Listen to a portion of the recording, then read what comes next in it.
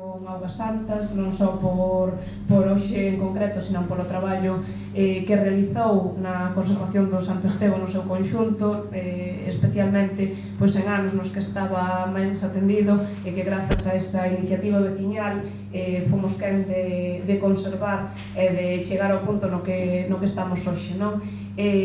Agradecer tamén a ADEGA e a Fundación Eira da Xoana e tamén a Mariña Patrimonio que escolleran facer estes traballos en Barreiros do Santo Estevo, porque se algo ten o Santo Estevo para a xente de Barreiros é que é un lugar especial. Non teremos moita información, ou sí, ou será lenda, ou será historia, pero dende logo temos unha vinculación especial e cada vez que vamos ali, sexa a buscar augas, sexa a merendar ou sexa simplemente a quedarnos en cobertura no móvil, que ás veces é moi importante, sentimos algo especial, non? Entón, agradecerles iso, que fixeran ese traballo aí, que hoxe ademais estean aquí para presentar as conclusións, se é que as hai, ou senón plantexar as dúbidas que xurdan a toda a poboación, porque é certo que ali sobre o terreo é máis complicado que todo o mundo poida ir, porque a accesibilidade é a que é, como o espazo natural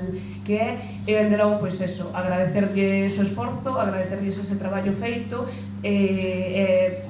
animalos tamén de algún xeito e apoialos para continuar coas actividades vinculadas co Santo Estevo. Tivemos este fin de semana aquí en Barreiros tamén unhas xornadas, este fin de semana foi intensísimo, unhas xornadas organizadas pola Mancomunidade sobre o turismo ligado á observación da natureza. E aínda que non se falou do Santo Estevo en concreto, si que se falou dese modelo no que se está apostando na Mariña, do que se está apostando Barreiros, que é ese turismo respetuoso co territorio, ese turismo coñecedor de a onde vai, coñecedor da socioloxía, da historia, da poboación local, respetuoso coa cultura, co medio ambiente.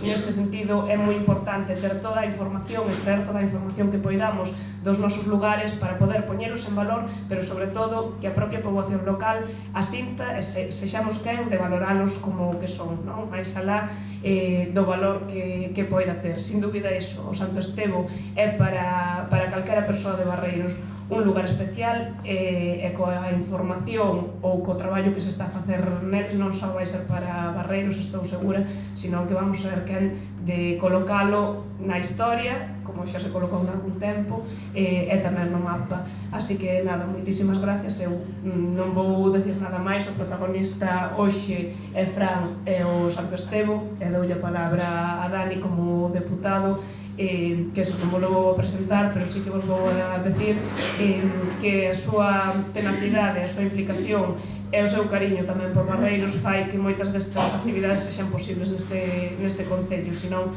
nun concello como a Barreiros, coas limitacións que temos de persoal e tamén económicas, non sería posible se non houbera algunha administración superior, neste caso a Deputación, que apostara por eso. Así que permitídeme darlle públicamente as gracias, porque que lles dé en privado non vale para nada. Así que moitas grazas tamén á área que dirixe a vicepresidencia que compartimos na Deputación. Bueno, o malo de falar despois de Ana é que xa o explicou todo e explicouno moi ben. Entón, pouco que decir. Agradecervos a todas as asociacións que facedes posible este tipo de labor, que moitas veces é importante saber de onde vimos para saber o presente e tamén o futuro. Eu simplemente, xa lle vou dar o paso ao protagonista de hoxe, simplemente, como decía na presentación, esta é unha pequena intervención que é un punto de partida. Levamos moitos anos xa traballando no Santo Estevo dentro do Concello, tamén co cariño, como decía Ana, e co traballo da Deputación. Simplemente poñer aquí sobre a mesa o compromiso, que tamén é importante, de que este proxecto non se vai quedar aquí e que vai poder nos vindeiros anos poder sumar outras iniciativas que continúen este traballo. Quero decir, non quero facer spoiler porque senón non falar demais, pero poñer o compromiso, que eu creo que é importante dende a Vicepresidencia da Diputación de Lugo, que vamos acompañar este proxecto pois nas vindeiras ocasións. Así que moitas gracias a todos por vir, que a verdade é que dá gusto ver un local que ten pouquiño tempo de remodelación, pois así cheo para ver pois unha cousa que nos interesa a todos como xente de San Cosme, de Barreiros, eu creo que da provincia tamén é unha cousa moi importante. Como decía Ana, estamos a tope en Barreiros con actividades, por eso cheguei un pouco tarde porque temos que cambiar as cousas dun lado para outro, e iso é bon síntoma de que estamos, pois eso, tamén agradecerlle a Ana porque ahora mesmo está ocupando a presidencia da Mancomunidade da Mariña, non é labor menor, así que xa deixamos co protagonista e agardo que nos mostre moitas cousas que non coñecemos do Santo Estevo, que temos aquí moi cerca. Eu invitaría a todos a pasarse por ali, non só no Brao, senón tamén nas outras estacións, que é moi importante coñecer o que temos na contorna ben próxima. Bueno, pues muchísimas grazas. A verdade é que ahora presentar os resultados despois de tan boas presentacións é complicado, pero bueno, intentaremos estar a altura. O protagonista é Santo Estevo, eso sempre, impepinable.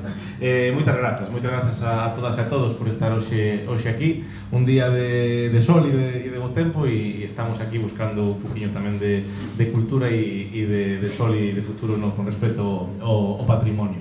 A verdade é que falar de Santo Estevo do Ermo e sobre todo aquí en Barreiros, con un auditorio cheo de unhas 50 persoas que temos hoxe en día, é unha maravilla, e tamén unha maravilla participar no proxecto, e estamos moi agradecidos por el, dende tempos arqueólogos, porque este proxecto é moi singular. É singular tamén ao contexto de excavación, que agora veremos o que saliu, pero hai que pôr en valor tamén o proxecto, digamos, a nivel social, porque neste caso é a sociedade civil a que se está movendo activamente, coordinada e con amparo tamén dos poderes políticos e poderes públicos, pero que proxectos nos que se faga un crowdfunding público, varias asociacións, fundacións, etcétera, se coordinen, colaboren, compren un terreo, busquen a través dos fondos que dan a administración, financialo e demais, sobran os dedos dunha man para contalas en toda Galicia. Casi non hai agora mesmo proxectos nos que unha asociación compra un terreo, decida investigar e faga todo o posible para facelo. E aí hai que pôr en valor a verdade o traballo de Mariña Patrimonio, que é un referente a nivel galego, pero se pode dicir sin ánimo de equivocarse, que é un referente a nivel estatal todo o traballo que fai esta asociación aquí na Mariña e fora tamén da Mariña. Moi poucas asociacións do Estado chegan a este nivel, e aquí temos a sorte de que foi en Santo Estevo e en Barreiros. Entón, a verdade é que grazas por elo, e agora vamos a ver que sabemos. Bueno, aquí unha breve síntese sobre a información arqueolóxica non histórica que tiñamos un poquinho sobre Santo Estevo. Supostamente, bueno, pues nun documento do século X hai unha mención á existencia dunha ermida como parte do mosteiro de Esperautano. Entón, temos ali referencias de que teríamos unha igrexa antiga da que sabíamos que hai tumbas, o sea, que tiña cemiterio, e por tanto tamén debía ser unha igrexa parroquial, e sabemos que posteriormente esa igrexa convertiríase nunha ermida, e unha ermida que ten o caso particular de que estaba xestionada por ermitañas. Hai varios documentos nos que fa mención a que a xestión era feita por mulleres ermitañas, e por tanto tamén unha singularidade deste espazo xa en época moderna. Posteriormente, no século XVIII, a igrexa sería trasladada, o obispado menciona que a igrexa estaba en mal estado, que podía ser espoliada, etc. E, bueno, por darlle dignidade, deciden derruíla e trasladala ao lugar que temos hoxe en día. Entón, agora estaba a gran incógnita en poder localizar os restos da igrexa previa, da igrexa medieval, e facer unha valoración arqueolóxica do lugar como xacemento. É dicir, sabemos que ali había algo, pero os obxectivos da intervención, que foi unha intervención pequeniña, como xa se comentou, eran coñecer a potencia, é dicir, a veces hai xacementos arqueolóxicos que sabemos que son un xacemento arqueolóxico, pero que polo que sexa, mal conservación ao longo do tempo, espolios, temas fortuitos, pois quedan escasos restos sobre os mesmos, non? Entón o traballo era unhas sondaxes pequeniñas, foron 3 sondaxes de 2x2 metros cadrados, e poder avaliar se en diferentes zonas do terreo xestionado por estas asociacións pois tiñamos potencialidade arqueolóxica, se tiñamos restos e poder confirmalo ou non, e se estaban vinculados á antiga igrexa, non? A verdade é que este proxecto comenzou hai xa bastantes anos. Aquí temos unha proba gráfica referentes a nivel cronolóxico, que son as mascarillas. Pois temos aí a Manuel Miranda con mascarilla, pois nos facemos unha idea das primeiras visitas que pois cando foron, non? Xa choveron 5 anos da pandemia, e o lugar que tiñamos as referencias onde podía estar a antiga igrexa mencionan as crónicas que a carón dun gran peñasco, dunha rocha moi grande, e ali no terreo, entre a propia vegetación, pois sí que se atisbaban muros de pedra do país, de pedra do lugar, de cuarcita e de xisto, pois que poderían corresponderse con esa antiga igrexa, non? Entón, bueno, esta é un pouquiño a estampa chea de vegetación que tiñamos ali, e tamén había referencias aos restos de tumbas que así estaban recollidos pois gracias á información que deu a Irmandade de que aparecían estos elementos ali.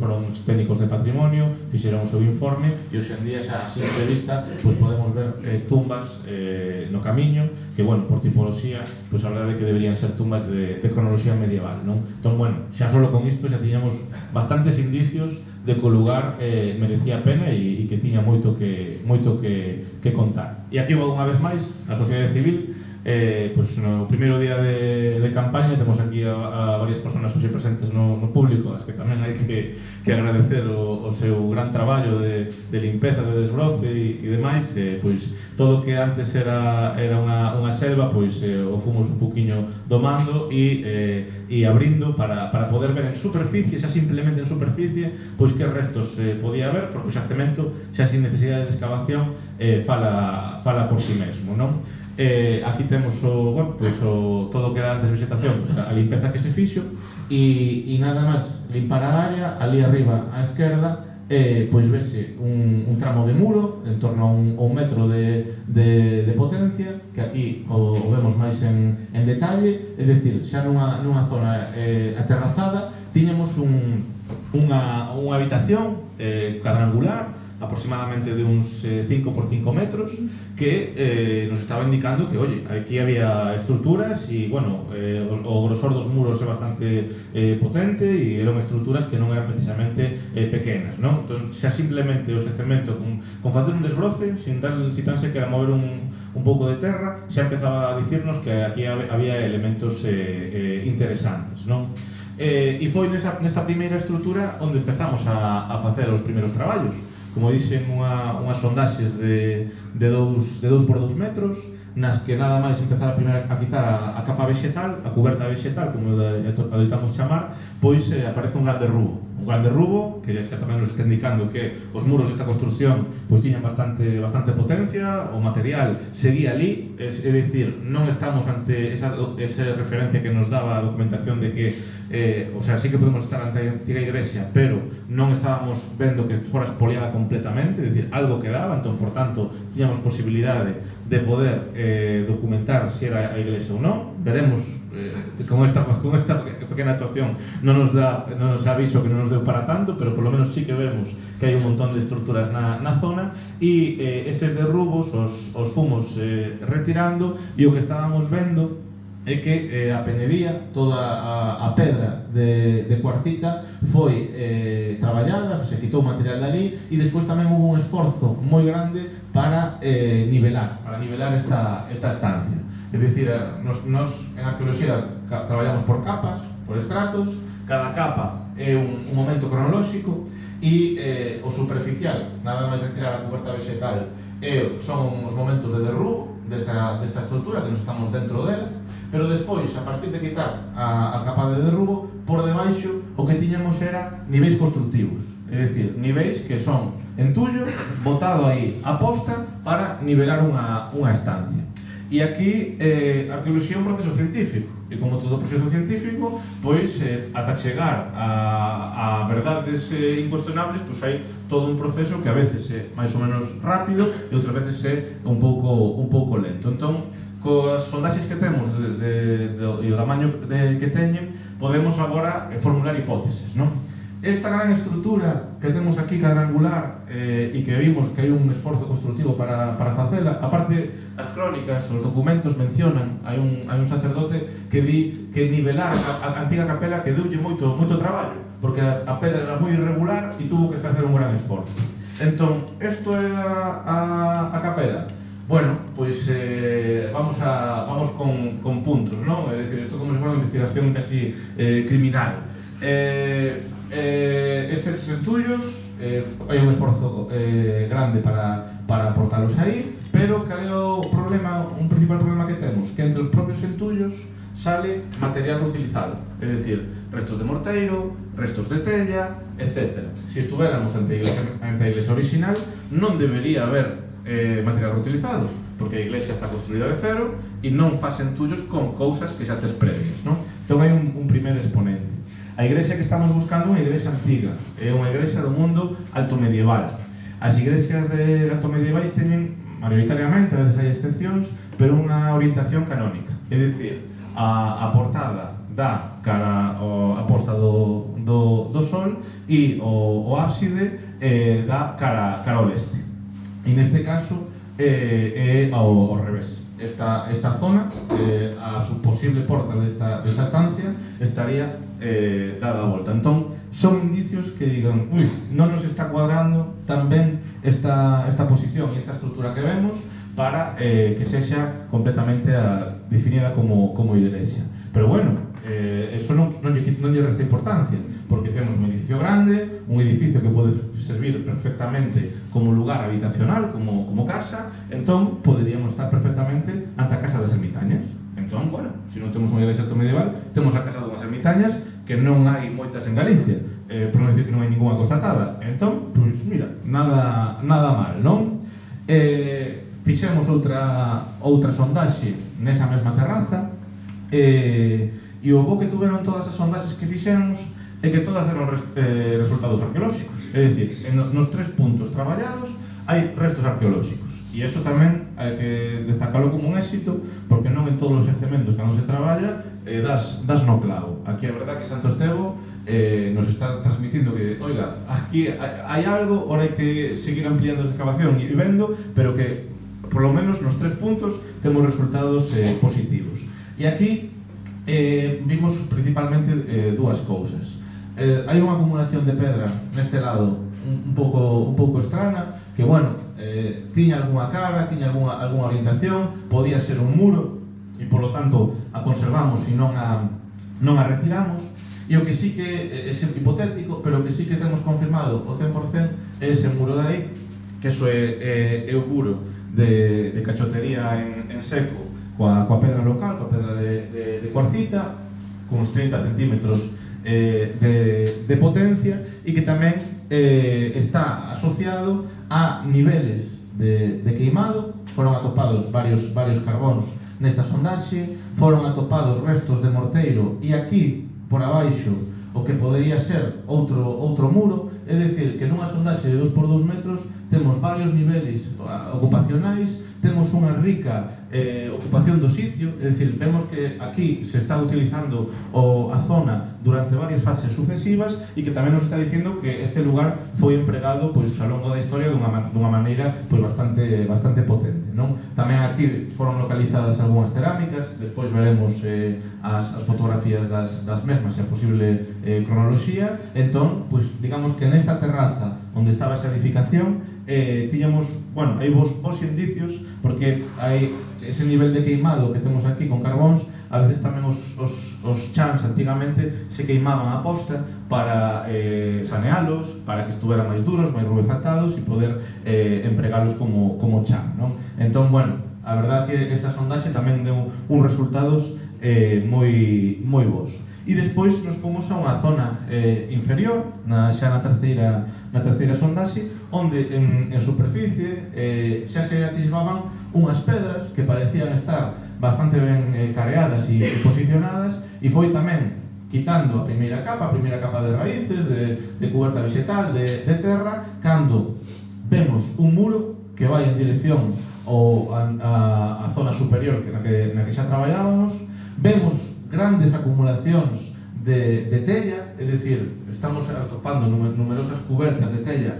que restos desas cubertas por todo o espazo, é dicir, aquí no espazo temos indicios de que hai numerosas edificacións con toda a tella que está saindo, e non só este muro que está apoiado sobre toda esta capa de terra, que despois, cando a fomos retirando, podemos ver que eran tamén derrubos. Aquí temos, bueno, a imaxe lateral do muro e asentada nesa capa de terra. Unha vez retirada a capa, atopamos a laxe, a rocha nai, pero, como digo, ese muro estaba asentado sobre toda unha capa de entullos, de restos precedentes. É dicir, aí se abandonaron o edificio, aí se fixeron reformas, se perdera a memoria igual desas reformas ou como fora, e se construíra un muro que ni siquiera iba a buscar a rocha nai ao firme como é o normal, sino que se construía por riba. E tamén tuvemos indicios nesta sondaxe de dúas fases, porque unha vez retirada esa capa sobre a que sentaba este muro, vemos que por abaixo aparece outro, que este xa é un muro máis clásico, e un muro que é máis está mellor construído que o resto, porque para facer este muro o que están é excavando o xabre, facendo unha cama de cimentación, unha zanxa de cimentación, unha gavia, e asentando ese muro aquí, que cando están construindo este xa non está en uso, xa está esquecido. Entón, claro, hai que ver que só temos un tramiño, pois eso, o jalón ten 1 metro, pois 1 metro de longo dese muro, pero que nos está indicando que tamén se trata dunha fase antiga, que foi esquecida, que foi desmontada, e que posteriormente se construíron novas estruturas por riba de todo ello. Entón, todo o xacemento, todos os puntos de traballo do xacemento teñen eses resultados positivos, e non son positivos, sino que temos unha diversidade de fases, unha diversidade de momentos de ocupar o espazo, pois bastante rica, non? Entón, por tanto, Santo Estevo estaba falando e indicándonos que aquí hai traballo para o futuro, non? Bueno, aquí temos o meu compañero Carlos, que está no público. Tamén moitas grazas, porque foi o meu compañero durante o traballo das sondaxes. E isto son sondaxes valorativas, é dicir, estas sondaxes vos estou transmitindo un poquinho as hipótesis e os resultados preliminares que temos delas, pero digamos que non sabemos exactamente a que se corresponden estes muros, non? A primeira hipótesis da estrutura grande é que pode ser a Casa das Ermitañas, sería posible algo bastante plausible, pero o resto de muros que temos non os coñecemos completamente, non? Entón, como son sondaxes valorativas, non sabemos o que hai exactamente os edificios a que se corresponden todas as estruturas. Os métodos de conservación do patrimonio nos obligan a colocar unha malla xeotextil, tapar, e polo menos o día de mañán que se queira volver aquí a traballar, temos perfectamente cartografiadas onde foron as sondaxes, onde están os muros. Isto está perfectamente conservado, porque se os deixáramos a vista sin un plan de consolidación, sin un plan de visitas, etc., estes muros levan 500, 1000 anos enterrados. Se os deixáramos a vista, iban a sufrir de novo inclemencias do tempo, problemas de conservación, e poderíamos perder unha cousa que, digamos que estes muros estaban aí tranquilamente, enterradiños, a súa vontade na terra. Se os deixáramos a vista, sería un problema para o patrimonio, e entón por ahora se fixo esa cobertura, non? Aquí, a nivel de materiais, o que máis atopamos foi cerámica, pero sobre todo tella. O sea, a tella constructiva tamén é un indicio de que en todo ese espazo hai multitude de construcións, e anacos de cerámica de cocción, a verdade é que moi poucos, solo este fragmento e outro máis pequeniño, pero que este por lo menos nos fala de que se trata de cerámica común, Se trata dunha ola, e unha ola que polo tipo de borde que ten podía corresponderse perfectamente con época medieval. Entón, bueno, temos pouquiño material, pero un material que nos está dando tamén pistas dicindo, oye, que esta cerámica de Idade Media é unha cerámica para cociñar, para facer pucheiros, para facer caldos, etc. E tamén temos ese indicio, non? Despois, tamén atopamos un poquinho de fauna, seguramente pois, osos de ave para facer algún caldo, é dicir, non estamos únicamente ante seguramente un lugar de culto e de enterramento, sino que estamos tamén ante un lugar pois, de habitación, é dicir, aquí se cociñaba, aquí se vivía, entón parece que temos un xacemento que non só é un lugar religioso, sino un lugar tamén donde se vive, non? Esta é a terraza onde fixemos as dúas primeiras sondaxes que vos falei. Este sería o edificio que ten aproximadamente 5 por 5 metros. Aquí, por aquí arriba, hai un muro de socalco que está nivelando toda esta terraza. Claro, se coñecedes o espazo, é un espazo que está moi en pendente. A pendente xoga un papel en contra da conservación, pola gravedade. O propio... a verdad que eso Newton non pudo poñer remedio, non?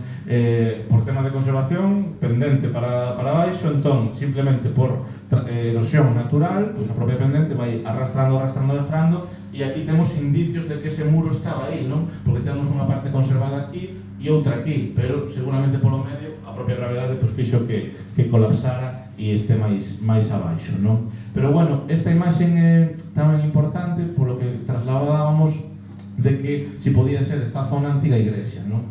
E vemos que a ábside está cara ao oeste e se for unha igrexa, bueno, pues tería unha nave, unha única nave, unha ábside cadrangular, que bueno, se for unha igrexa románica, as iglesias románicas adoitan ter a ábside semicircular, pero bueno, é certo que as altomedievais tamén a conservan cadrada, vale? Pero, se for unha iglesia altomedieval, debería que a veces, hai excepcións que marcan a regla, debería estar ao revés. Ábside para aquí e entrada por ese lado, non? Entón, por eso, pois, parece que o máis hipotético é que sexa outro tipo de construcción o que temos aí, non? Bueno, todo o proxecto foi divulgado, a verdade é que foron tamén un éxito as visitas, as notas de prensa, etc. A verdade é que nos sentimos moi ben acollidos por toda a xente de aquí da comarca, e aquí o que quería traer algúns exemplos do que podemos ter aquí e que noutros espazos pois, se fixeron excavacións máis grandes e foron así constatados, non? Isto que temos aquí, que parece unha casa pequeniña e demais, é unha iglesia altomedieval. A ver, nas primeiras iglesias e o mundo altomedieval, sobre todo o mundo altomedieval rural, temos que ter en conta que son aldeas onde adoita haber unha zona de vida, tamén con casas que poden estar telladas con tella ou en algúns casos tamén con colmo ou incluso con lousa, con pizarra, como pensamos que aquí tamén podía haber algo dela, e entón unha igrexa coa súa ábside cadrada, unha igrexa pequeniña, e as casas na contorna. Por a configuración de Santo Estevo e os restos que estamos atopando, non só onde estaría a posible igrexa, sino que en todas as proximidades, pensamos que o xacemento se podría parecer máis a isto. Non só unha igrexa e un camposanto, sino tamén, seguramente, casas dunha primeira comunidade, dunha primeira parroquia que habitaban o espazo en época altomedieval. Aquí xa tedes un caso un poquinho máis evolucionado, isto sería sobre todo a partir do século XI-XII, que a igrexa xa se fai un poquinho máis complexa, xa, bueno, doitan ter un atrio, a ábside semicircular, estamos nos inicios do románico ou prerrománico, e aquí teríamos unha imaxe de que tamén algo que sería parecido, igrexa, camposanto ao lado, coas súas tumbas, e despois unha aldea agrícola cos seus veciños e demais na contorna da súa parroquia, algo similar ao que temos hoxe en día, pero con materiais diferentes. Pero o caso de Santo Estevo, co Gran Penedo que ten ao lado, nos aproxima máis a unha iglesia rupestre. Non é que teñamos aquí unha cova, porque non é unha cova o espazo, pero é parecido, porque en riba ten un penedo enorme que destaca sobre o terreno, é un penedo que antes de que estuveran todos os eucaliptos sería visible dende o val, moi singular, unha parede vertical senlleira, e estes lugares naturais, e sobre todo vinculado a augas santas, vinculado a fontes que teñen propiedades curativas, etc., como é o caso, pois as primeiras igrexas o que fan é aproveitalos, é dicir, tes un penedo grande que destaca nun val, seguramente ese penedo tería, antes do primeiro cristianismo na zona, unhas lendas, un certo culto pagán. Vamos a sentarnos ali, vamos a indicar que nos, a igrexa nova que está chegando, nos vinculamos tamén con eses cultos e somos o novo culto que hai que facer caso, non? Entón, isto é bastante parecido ao que podería haber ali, non? Pois unha parede, isto en Arlanza, petiño de Burgos, onde teñen un patrimonio de iglesia rupestre bastante singular, e esa primeira iglesia, neste caso non ten capela maior, non ten ábsida, simplemente unha nave completa, e aí estaría a iglesia, non?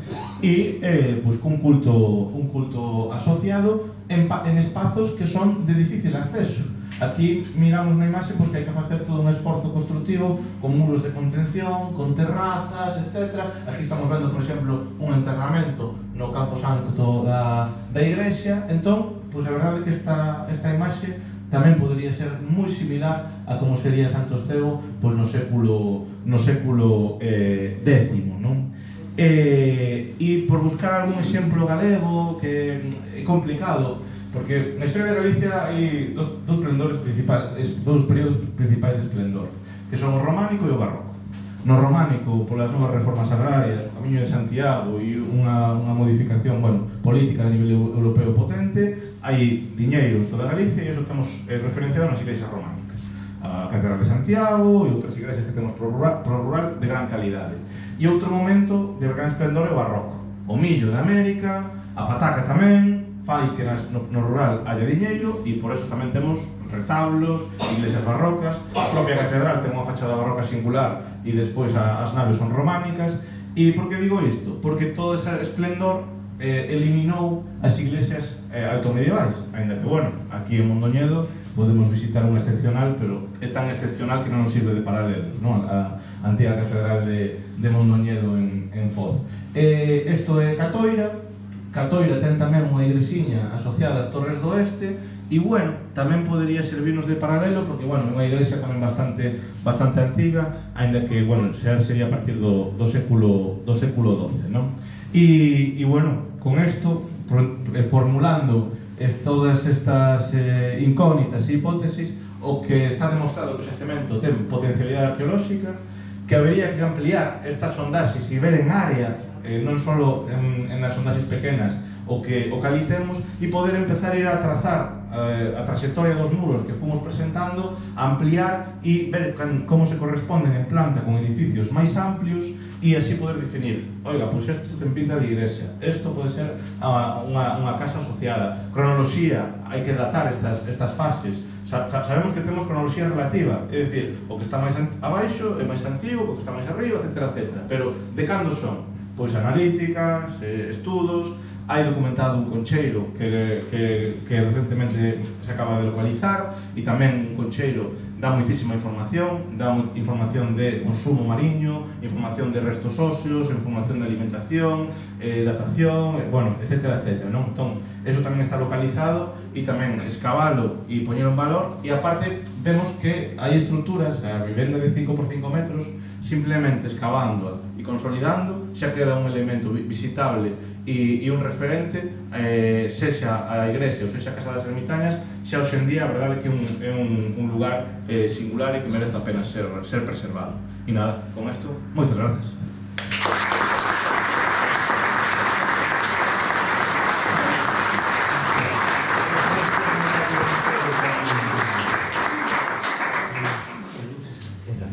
Abrimos ahora un turno de preguntas.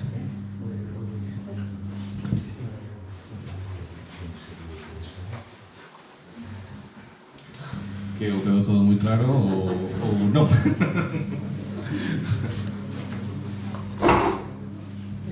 Vamos unha pregunta. pregunta, por romper o xeo. Falabas aí de dous muros un sobre outro. Sí.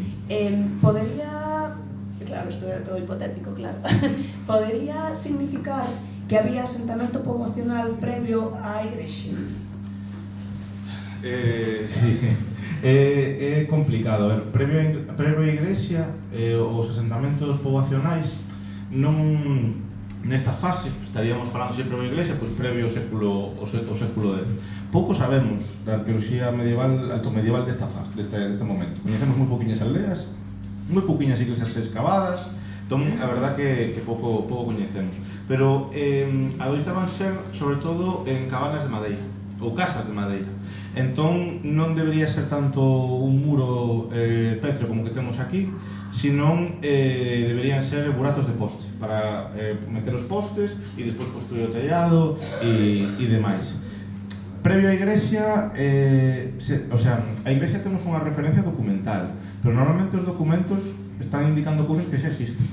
Entón, ainda que a igrexa teñamos unha mención do 10, non di que no 8 pode estar ali a igrexa. O normal é que as comunidades deste momento teñan unha igrexa que igual, se non é inmediata, este moi próxima ás casas. Entón, a primeira fase da iglesia debería ser coetánea ao primeiro hábitat do sitio. Que é o micro? Acercamos o micro. Como ha mencionado, ha dicho que previamente ha estado buscando la información acerca de la zona. ¿Qué información es la que hay disponible o la que hemos podido consultar? ¿Y dónde la vamos a encontrar? A ver, non fixemos un estudo documental. Eso hai que indicarlo porque non era o noso papel. A nos nos encargan o estudo arqueolóxico. Entón, bueno, hai diferentes referencias. Hai un libro publicado sobre Santo Estevo pola propia Irmandade, que é basicamente a publicación que temos de referencia para Santo Estevo, non? Por lo menos disponible. Despois sí que hai documentación medieval, pero bueno, nese caso non era o noso objetivo facer un baleirado continuo e sistemático de todos os arquivos, que eso deixo claro que non o fixemos. Pero es conveniente cerciorarse un poco antes de la información que se dispone, eso de información medieval. ¿Dónde se puede encontrar esa información? A ver, temos o documento do Rei Silo na Catedral de León, temos hai algunha documentación en Mondoñedo tamén, que é a diócesis da que depende, e bueno, en outros arquivos pues podería haber. Estaba el profesor de Oviedo. Ese é o documento do Rei Silo que editou. O sea, que editou, que ten o libro publicado. El documento que está en León es diferente. Sí, ten o documento no libro. O sea, o libro versa sobre o documento. Es que no me acuerdo del profesor. Ahora mismo de memoria no me lembro. No sé si vos... Ha mencionado que saben que no ha sido expoliado ese yacimiento. ¿Cómo puede decir eso? Expoliado completamente. Completamente. Expoliado sí que foi. Si non, teríamos un nivel de conservación ainda moi superior. Cando se traslada unha igrexa ou calquera edificación, podemos chegar a facer un expolio sistemático que chegue ata as zanxas de cimentación, é dicir, eliminar toda a pedra dali e levala a outro lugar. Pois un caso singular é o campamento romano de Aquis Querquenis en Bande, onde sistemáticamente, cando foi abandonado, se expoliaron todas as zanxas, e hoxe o que se atopa no xacemento son zanxas limpas. Hai algunha pedriña, pero nada, son o lugar que ocupaban as estruturas.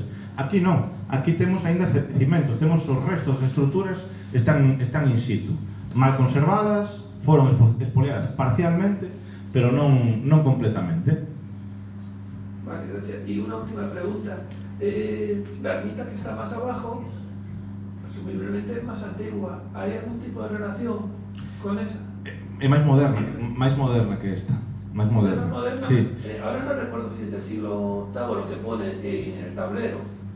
El origen. No, ahí, sí es más claro, ahí están referenciando, ahí no século VIII se está referenciando a esta que estamos buscándonos. A ermita que temos hoxe en día ali conservada do século XVIII. De época moderna. Sí, pero la base No, o sea, a base estaría noutro lugar porque así non lo reflicten as crónicas. Os documentos indican que hai un traslado. Hai un traslado onde un lugar se mencionan as varas castellanas que de distancia do traslado, e se menciona que a iglesia antiga estaba a carón dunha pedra moi grande e demais. Se menciona el traslado de arriba Sí. Entonces, no sé, ¿dónde se menciona el traslado ese? Ahora mismo non teño aquí a documentación, pero bueno, teño aquí o libro, podémoslo gravar. Hai documentos privados que mencionan claramente incluso co precio que costou facer a papera non. Con os lados privados. Non sona, que usted. Sí, pero en algún sitio tiene que... Puedes decir exactamente os Estados Unidos.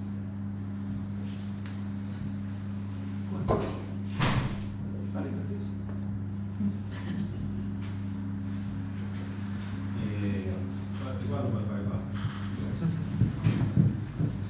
Nada, simplemente por mencionar, non moi longe de aquí, en San Cosme de Galgao, conservanse tamén unha iglesia moi similar a esta, orientación norte sur, porta de entrada por o norte, ábside campanas, tamén cubierta de tela, que está de avión, conserva a esquerda. Non sei se podemos sacar algún tipo de segundo nome para que as documentacións e os documentos chegou a ser documento con 14 caras. E está norte-sur por adaptarse ao terreno? Por adaptarse ao terreno, porque está como esta, unha pendiente moi pronunciada, por un lado ten un relevo, unha organización incluso picada na propia pedra, e por outro lado ten un muro. Claro. Por adaptación ao terreno, sí que é unha desas excepcións que dicíamos que, oye, si non podes poñela este ou este, pois a pos de outra maneira porque nese terreno é imposible. Pero que aquí é posible. Aquí é posible facela leste-oeste e o que temos documentado non está. Entón, é o raro. Mira, unha cousinha. Apareceu, entendo que tella, non, digamos, non tal. Esa tella que apareceu está datada, ou por lo menos de maneira aproximada? A ver, é tella antiga. A tella é un elemento moi difícil de datar. Podemos datar relativamente ben a tella romana, pero bueno, ainda así falar de Imperio Romano é falar de moito tempo, porque século I ata o quinto, non? O sea, 5 séculos, pois é moito, non?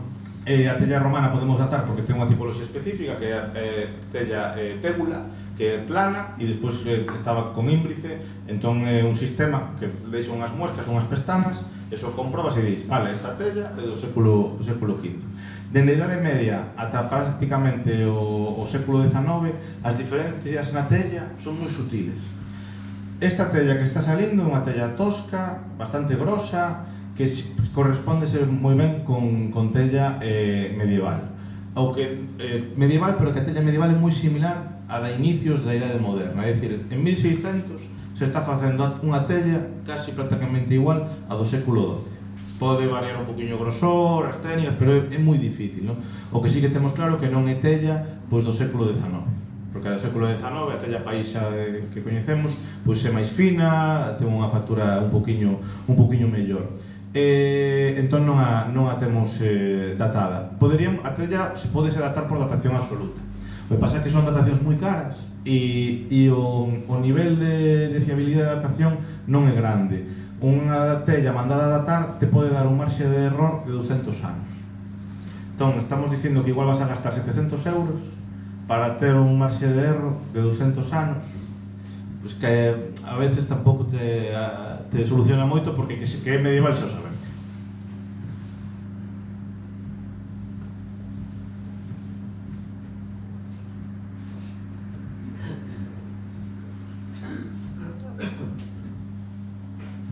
Mire, e o do ermo, porque non é ermo? Bueno, ermo ermo pasaría despois a ser, supostamente. É o topónimo inicial Augas Santas, pero sí que é certo que despois de que houbera aquí certo hábitat, como estamos supondo, despois quedaría pues, ermo, abandonado, ¿no? E só pasarían a vivir as ermitañas. Entón sí que é algo que estaba antes poboado, vinculado a Augas Santas, e entón tería máis sentido ese cambio de topónimo, porque algo que estaba poboado pasa a ser despoboado. Entón pasa a ser un ermo. Pode ir por aí, ou tamén, bueno, ermo, pode ir de eremita, de ermitorio, etc. Non? Pero bueno.